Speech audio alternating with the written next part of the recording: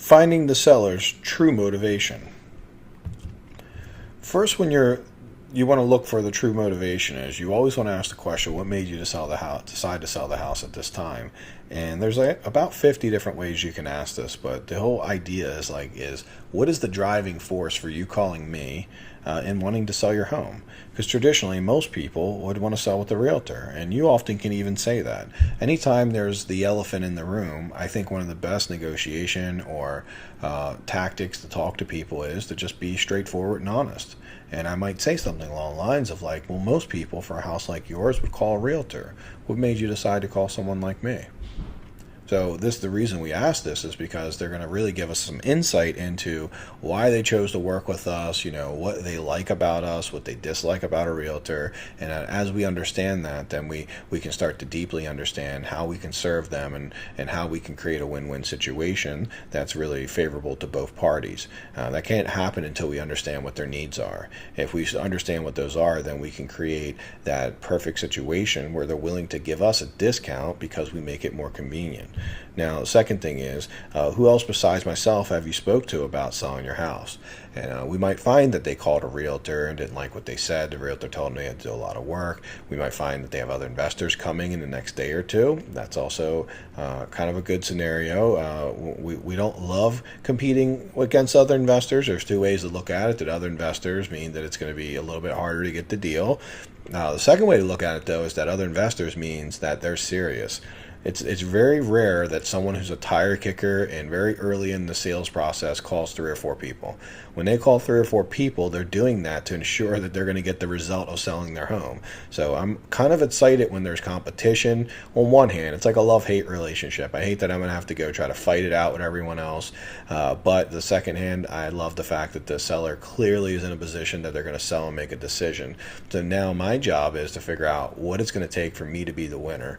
So that's, so again, finding their true motivation and speaking to that motivation could be the difference in someone else coming out, doing a quick walkthrough and sending them an offer, and then me actually communicating and connecting with them and showing them I truly understand, what they want. I can give you a great story of a house we did recently where we bought a condo from a probate situation.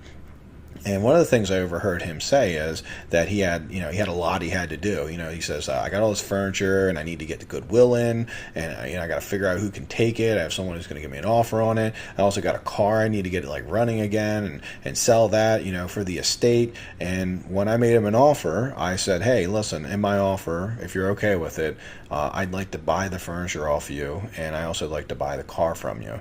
Now, I know you weren't looking to get a lot of money for it, and I could tell that, selling it and organizing the sale of all those things is a big headache for you.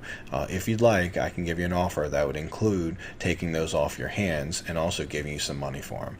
Would that make sense? And he was like, absolutely. The thing was, there was another person who offered 150 and I offered 150.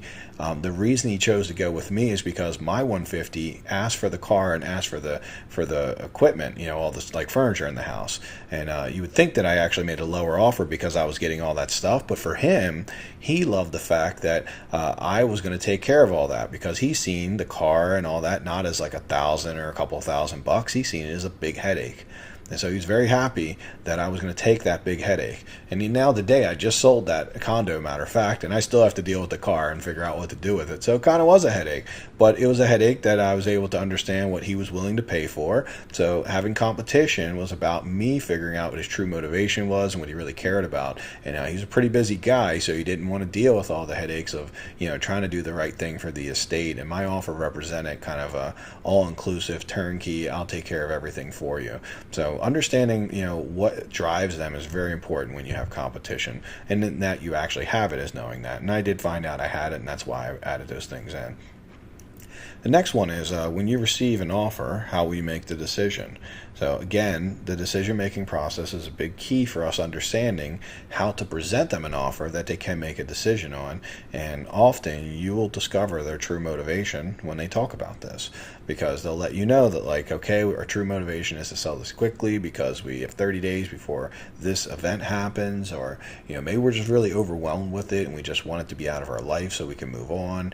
Maybe one person that I bought a house from recently was going to travel, and once they got the money from the house, they could quit their job and travel with their husband, and they couldn't do it until then, and that's something they'd been wanting to do for like 6 months to a year. So they're getting very impatient. They're just like, please make this go away. I want to make it happen. So there's a lot of different reasons people have motivation. It's always to serve some higher need or some emotional need when they sell a home like this.